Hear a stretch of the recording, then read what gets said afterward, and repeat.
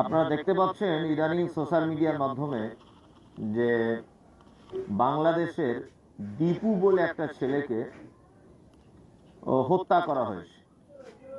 হত্যা বলতে মানে আগুন দিয়ে তাকে পুড়িয়ে দেওয়া হয়েছে, উল্টো করে গাছে বা ল্যাম্পপোস্টে বেঁধে। সর্বপ্রথম যারা এই কাজের সঙ্গে জড়িত বা যারা পরিকল্পিতভাবে এই কাজগুলি করেছে তাদেরকে অবশ্যই নিন্দা জানাচ্ছি, ধিক্কার জানাচ্ছি, যে এটা কখনই কোনো মানুষের পক্ষে এ কাজ করা সম্ভব নয়।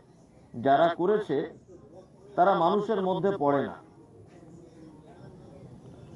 সব থেকে বড় কথা হচ্ছে যে এইটাকে নিয়ে অনেক ভাই অনেক রকমের ভিডিও তৈরি করছেন, অনেক হিন্দু ভাইয়েরাও ভিডিও তৈরি করছেন এবং মুসলিমদের ব্যাপারে অকথ্য ভাষা ব্যবহার করছেন।